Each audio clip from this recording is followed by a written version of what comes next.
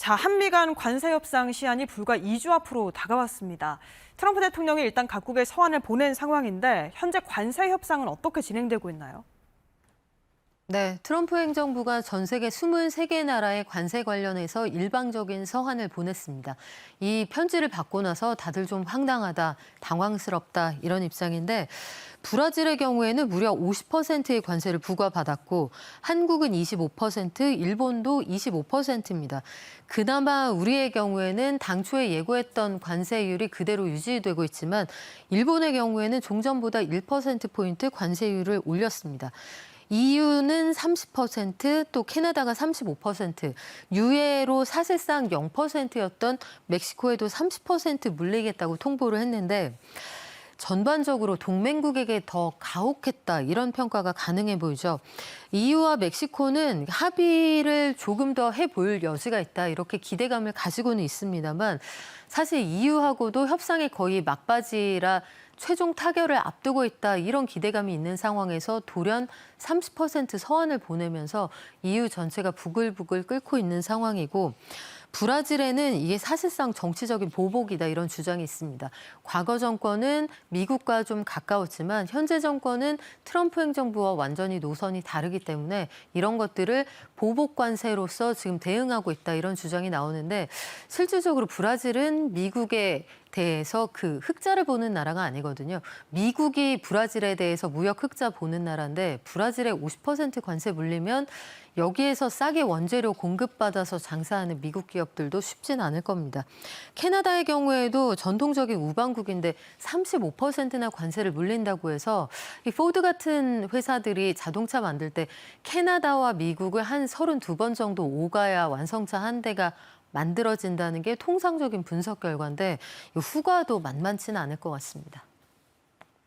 각국의 상황을 짚어주셨는데 그중에 특히 멕시코 같은 경우에는 서한이 30% 부과된다는 그 서한을 받아들었습니다. 멕시코 같은 경우 우리 입장에서 북미 수출의 기지로도 생각이 되는 국가거든요. 이런 시점에서 만약에 이런 상호 관세가 실제로 발효가 된다면 우리 기업들의 입장에서도 걱정이 클 텐데요. 이 점은 어떻게 보십니까? 네, 그렇습니다. 멕시코는 멕시코 자체가 가지고 있는 상황도 좋지 않지만 사실은 멕시코나 캐나다를 우회 수출의 기지로 삼아왔던 것도 사실이거든요. 그동안 USMCA라고 해서 미국이 멕시코나 캐나다와 맺었던 협정에 따라서 이쪽은 사실상 아주 특별한 경우가 아니면 관세가 없는 상태로 무역이 가능했습니다. 이 점을 글로벌 기업들도 적극적으로 활용을 했고 우리나라의 경우에도 지금 멕시코에 한국의 가전, 자동차 회사들이 대거 들어가 있고 캐나다에도 추가로 배터리 공장 세우겠다 이런 계획 세우고 있었는데 사실 우리 기업들도 날벼락이죠. 삼성이나 LG 같은 경우에도 멕시코에 공장이 있습니다. 현대차, 기아차 마찬가지고요. 무역협정을 활용해 보려고 했는데 이게 멕시코에 30% 관세를 물린다고 하면 당연히 자동차, 가전 타격을 받게 됩니다. 이 경우에는 사실상 한국에서 자동차 만들어서 컨테이너로 실어서 나르는 게 멕시코에서 차 만들어서 미국으로 보내는 것보다 더 싸다 이런 얘기가 나올 정도니까 상황이 그만큼 심각하다는 얘기고 생산량을 조절하는 등의 이 관세 폭풍을 피해갈 수 있는 대응 전략이 좀 필요할 것 같습니다. 또 이 중소기업의 경우에는 대기업처럼 환율을 해지한달지 아니면 큰 비를 피해갈 수 있는 시간을 벌 수 있는 여력이 없기 때문에 이런 것들도 문제입니다. 현지 공장이 진출을 하게 되면 2차, 3차 벤더들이 함께 따라가기 때문에 부품업체 등도 굉장히 타격을 받을 것으로 보이고요. 무역협회는 기업의 한 30% 육박하는 관세를 직접 부담하겠다 이렇게들 이야기를 하고 있다고 하는데 이게 언제까지 갈 수는 없는 노릇이라 결국은 가격에 전가를 하게 될 테고 그러면 장사가 덜 될 테고 이런 것도 참 고민스럽습니다. 전 세계에 상호 관세를 발효한다는 게 참 지금도 모든 나라가 10%의 기본 요금은 내고 있습니다만 미국이 진짜 바라는 이 무역의 환경이 어떤 것일까 참 궁금해집니다. 여기에다가 새로운 소식도 있는데요. 이번에는 트럼프 대통령이 러시아를 압박하고 나섰습니다. 우크라이나 전쟁을 50일 내 끝내지 않으면 100% 관세를 부과하겠다고 발표를 한 건데 여기에다가 러시아산을 수입하는 제3국에게도 관세를 매기겠다. 세컨더리 관세까지 꺼내 들었거든요. 이것도 우리 기업에 영향은 없을까요? 네, 우리도 고민해 볼 부분들이 있는데 일단 미국은 우크라이나 러시아 전쟁에서 체면을 제대로 구긴 상황이죠.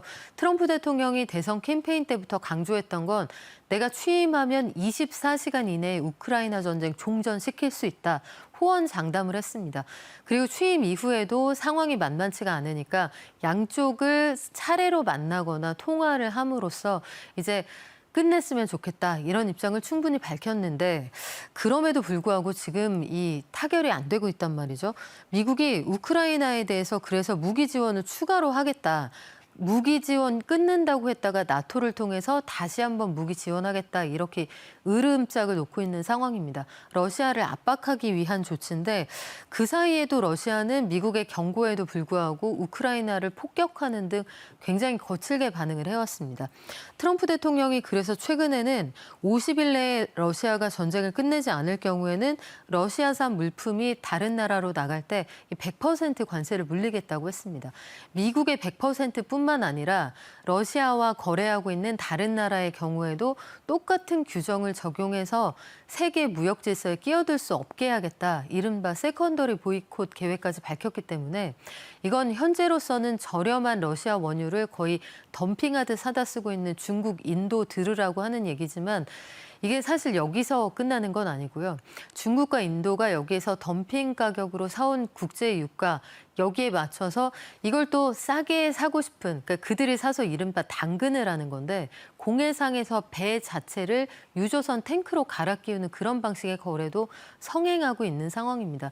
이렇게 싸게 기름 사다 쓰고 있는 신흥국들, 저개발국들 경고한다 이런 의미도 담겨 있는데 국제유가는 전반적으로 으름장을 놓고 있는 상황에도 불구하고 하락했습니다.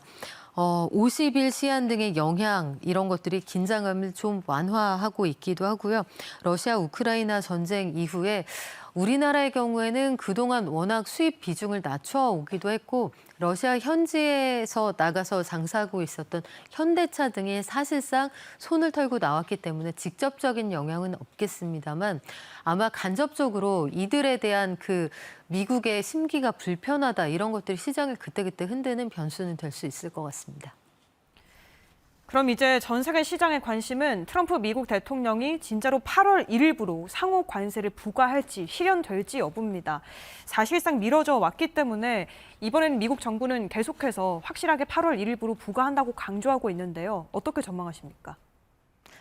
네, 백악관에서는 그 8월 1일에 관세를 부과할 거고 이번에는 정말 유예가 없다. 이 얘기가 나온 게 지난 월요일입니다. 그런데 월요일에 그 이야기를 하고 그리고 나서 하루 만에 이게 톤이 아주 미묘하게 달라졌는데요. 그 사이에 원하는 결과가 나오지 않으면 정말로 부과하겠다. 그러면 그 전제 조건이 하나 생긴 거잖아요.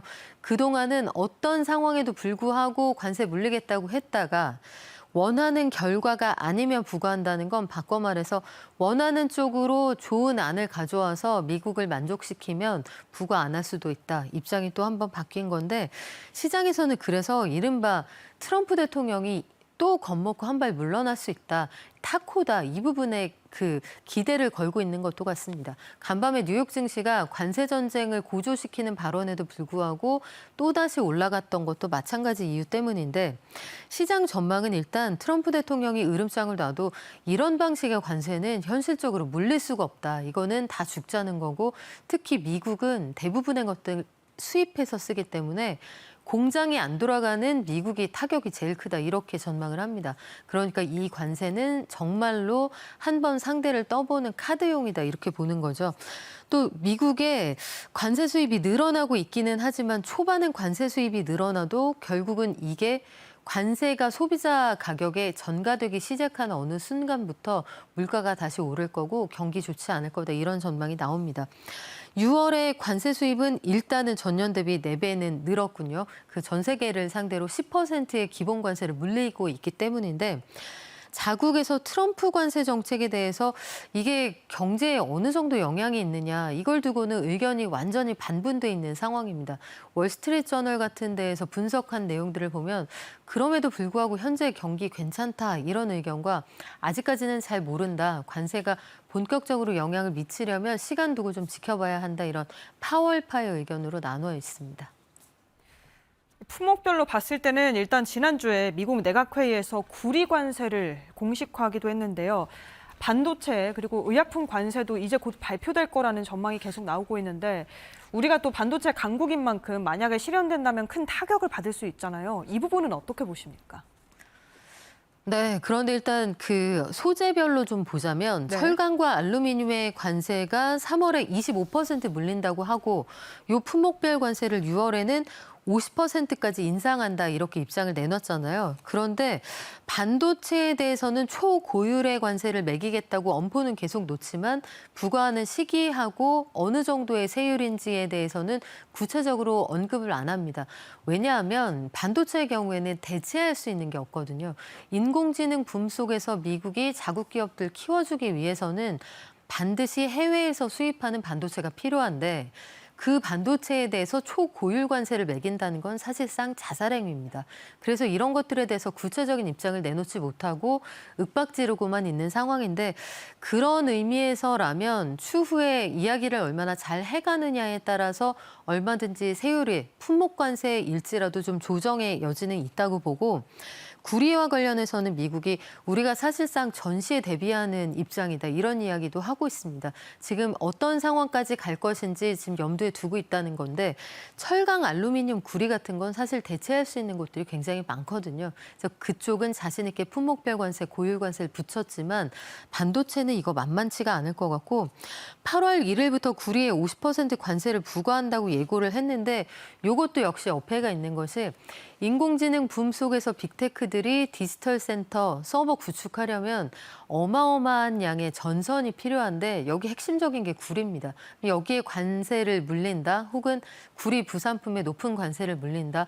미국 입장에서도 별로 좋은 결정은 아닐 것 같고 한국의 주력 수출 품목이기 때문에 반도체에 대해 고민이 되기는 합니다만 그렇게까지 높일 수 있을 것이냐 저는 좀 회의적이고 의약품에 대해서는 1년에서 1년 반 동안 유예할 가능성이 있다 이런 이야기가 나오는 게 역시나 기술은 가지고 있지만 의약품 공장이 미국에 없는 상황에서 병원 가기가 너무 어렵게 돼 있는 미국 사람들이 약도 못 산다. 그러면 이거는 정말 심각한 문제가 될 수 있습니다. 아마 행정부 내에서도 재고가 되지 않을까 하는 기대를 좀 걸어보고 있습니다. 예, 미국 입장에서도 리스크가 너무 크기 때문에 실현 가능성에는 좀 의문점이 있다. 이렇게 짚어주셨는데요. 어쨌든 지금 상황으로 남은 시한은 2주 정도입니다. 본격적으로 주고받기 협상이 진행되고 있는데 이 시점에서 한미 관세 협상의 쟁점 그리고 또 우리의 전략 어떻게 보십니까? 네, 그동안 미국이 우리에게 요구해왔던 것들을 좀 정리해보면 디지털 분야에서는 플랫폼 기업 관련 규제를 줄여달라. 그러니까 구글이나 메타 등이 정부를 등에 업고 한국 정부를 압박하고 있다. 이게 정확한 표현일 텐데 그들이 이야기하는 한국의 정밀 지도를 좀 내갈 수 있게 해달라. 그리고 그들이 그동안 해왔던 그 일방적으로 그 플랫폼에 탑승하는 회사들 좀 압박했던 이런 것들 우리나라에서 제재를 받았는데요. 이런 것들 좀 풀어달라 이런 내용입니다. 이 부분에 대해서 우리 정부도 고민 중인데 알래스카 LNG 프로젝트 참여하는 건 이거 참 쉬운 결정이 아니라서 이 부분은 합의가 쉽지 않을 것 같습니다. 다만 농산물 분야에서는 우리 정부가 우리도 뭔가 딜을 할 수 있는 카드가 필요하다고 판단을 해서 일부 소고기와 농산물 시장을 추가 개방할 가능성을 열어두고 있는 상황인데요. 30개월령 이상의 소고기를 일부 수입하거나 사과나 쌀 관련해서도 수입량을 좀 늘릴 수 있는 것들. 사과는 현재 전혀 외국산이 들어오지 않고 있는데 이 사과 관련해서도 미국산이 일부 들어올 가능성이 있습니다. 쌀은 최후까지 아마 쟁점이 되는 그런 품목이 될 것 같은데 논의의 과정에 따라서 쌀 쿼터가 좀 늘어날 수도 있을 것 같고요. 한미 관세 협상에서 우리 측 전략은 미국산 에너지를 최대 폭으로 수입하도록 노력하겠다. 또 알래스카 LNG 개발 사업 관련해서는 일단 성의는 보인다. 참여 의사가 있다는 점은 타진을 하는데 구체적으로 집행 시기나 예산을 집행하는 건 좀 고민해보자 이런 입장입니다. 조선 반도체 원전 관련해서는 미국이 가장 믿을 만한 동맹이라는 점 강조할 테고 한미 상호 호혜적인 결과를 위해서 우리하고 손잡으면 미국이 절대 손해볼 일이 없다 이 부분을 강조하고 있습니다. 상호 호혜적인 결과를 내놓기 위해서 지금 계속 노력은 하겠지만 여러모로 예측하기는 쉽지 않은 것 같습니다. 우리가 비행기보다는 낙하산을 펴야 할 때가 아닌가 싶은데요. 최악의 시나리오까지 가정해서 어떤 대비가 필요할까요? 네, 정부는 일단 대미 관세 협상에 총력을 기울이고 있는 상황인데 상호 관세를 철폐해야 한다. 이게 기본적인 대원칙입니다. 다만 상호 관세 철폐가 현재 분위기상으로는 쉽지는 않을 것 같고 그렇다면 25%를 다 물리는 건 과하다. 우리는 미국에 하나도 관세에 안 물리고 있는 게 현재 FTA 체제의 현실이기 때문에 25%에서 대폭 인하해야 한다. 이게 우리 측 입장입니다.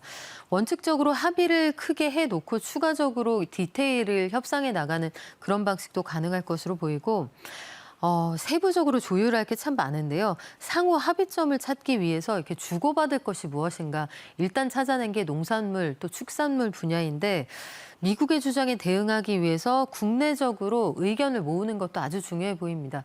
선진국들, 주요국들의 경우에도 이 화력이 맞지 않을 때 악화된 국내 여론이라는 건 굉장히 큰 지렛대가 되거든요. 그래서 국민들이 마음을 모으는 것, 여야 간에 합치하는 것 이런 것도 필요할 것으로 보이고 통상교섭본부장의 경우에는 이 최악의 시나리오에도 대비하고 있다. 그러니까 25%가 확정될 가능성에 대해서도 대비하고 있다 이런 뜻인데 국내에서 일단 산업별로 미치는 영향을 분석하고 있고요. 민감한 품목들, 특히 농산물 같은 것들 앞으로 만약에 시장을 개방해야 할 때 어떻게 완충을 할 것인가 이런 방안도 마련하고 있습니다. 한편으로는 트럼프 대통령에게 관세 서한을 받은 국가들이 미국이 아닌 또 새로운 대체 자원, 대체 무역 파트너 찾기에 나섰다는 소식도 들려오고 있습니다. 우리가 관심을 가져야 될 부분이자 동시에 우리에게도 또 기회가 될 수 있을 것 같은데요. 이 부분은 어떻게 보시는지요? 네, 트럼프 대통령이 말을 계속 바꾸고 있는 상황인데다가 베트남 같은 나라의 경우에는 협상이 타결됐다고 했지만 또 마음이 달라져서 이 국가 간의 협상이 조변석게 하는 게 현재 국제 질서인데 아시아에서도 보면 이 동맹국들에게 기습적으로 관세 서한을 보냈죠. 우리나라도 그래서 이 동남아, 그 동북아 등으로 해서 새로운 시장을 개척하고 새로운 동맹을 늘려가는 게 참 중요한 그런 상황입니다. 아시아 국가들의 대미 상호 관세율을 보면 사실 놀라울 정도로 높은 수준인데 캄보디아 같은 나라의 경우에도 대단한 걸 미국에 갖다 팔지 않습니다만 중국이 여기에서 환적해서 우리나라로 들어오지 않느냐. 미국이 이런 부분들을 불쾌하게 여기고 있습니다. 그래서 트럼프 대통령이 가지고 있는 이런 생각에 대응해서 한국, 호주, 독일 등이 투자 다변화가 필요하다, 시장의 다변화가 필요하다 이런 것들을 절감하고 있는 상황이고요. 인도네시아나 EU는 합의의 속도를 내려고 한다고 하는데 만만치는 않아 보입니다. 또 인도, 브라질 간의 교역은 3배 정도 확대하고 있는 상황이고 EU는 트럼프 관세에 대응해서 이 캐나다, 일본 등과 물밑 접촉을 하고 있다고 합니다. 아무래도 혼자 상대하는 것보다는 여럿이 뭉쳐있는 게 화력을 좀 증강시킬 수 있다 이런 측면이 있어서인데 여기에서 누구 하나가 또 배신한다 이러면 국제 질서가 정말 혼란스러워질 겁니다. 또 EU의 경우에는 탈미국이 필요하다. 힘이 있어야 자유를 지킬 수 있다. 마크롱 대통령은 그런 이야기도 하더군요. 그러니까 프랑스가 화났다 이걸 보여주는 건데 경제 규모가 큰 국가들끼리 뭉쳐서 미국에 대항한다 이런 시나리오도 있기는 합니다만 표면적으로 이렇게 보여주고 뒤로는 굉장히 열심히 미국과 협상을 하고 있는 게 현실입니다. 우리도 이런 그 양동 전략 필요할 것으로 보입니다.